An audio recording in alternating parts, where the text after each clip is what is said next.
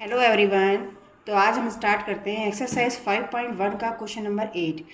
क्या है इसमें? An angle is greater than 45 degree, is it complementary angle greater than 45 degree और equal to 45 degree और less than 45 degree. That means यहाँ पर क्वेश्चन कहा है कि an angle is greater than 45 degree, एक एंगल 45 डिग्री से ज़्यादा का है।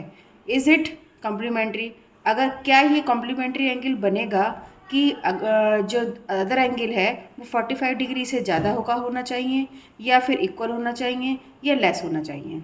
ठीक है, तो यहाँ पर हमें एक एंगल तो 45 डिग्री से ग्रेटर लेना ही है।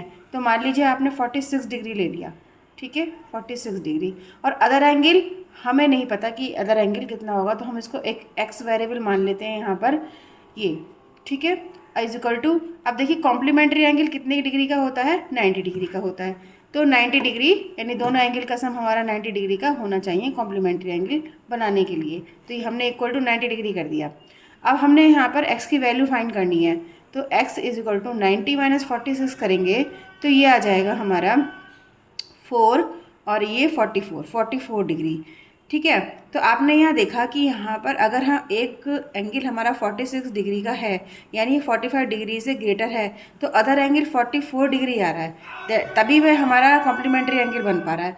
और एग्जांपल लेकर हम इसमें कर सकते हैं, जैसे कि एक एंगल आप और ले लीजिए 46 की जगह एक ग्रेटर एंगल 45 से ज़्यादा का लीजिए, जिसमें आप ले सकते हैं 48 डिग्री, और अदर एंगल हम नहीं जानते क्या है, उसकी जगह हम एक्स वेरिएबल लिख लेते हैं, इज इक्वल टू 90 डिग्री। दोनों एंगल का सम 90 डिग्री होगा, तभी ये कॉम्प्लीमेंट्री एंगल होगा।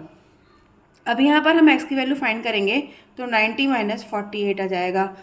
ठीक है, अब ये यहाँ पर कितना यहाँ पर रिमेनिंग बचता है 2, और ये 5 में से 4 माइनस करेंगे तो यहाँ पर बचेगा, तो यहाँ पर रिमेनिंग बचता है 42 डिग्री।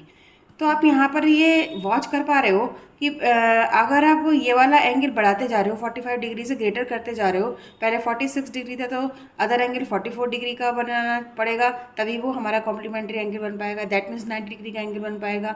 और दूसरा एंगल हमें अगर हम लेते हैं 48 डिग्री का, तब भी हमें जो इसका दूसरा एंगल आ रहा है वो 42 डिग्री हमें फाइंड हो रहा है।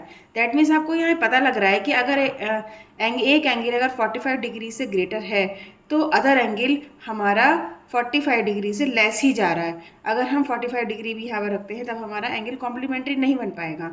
तो यहाँ पर हम कह सकते हैं कि जो अदर एंगल है वो लेस देन 45 डिग्री हमें लेना होगा।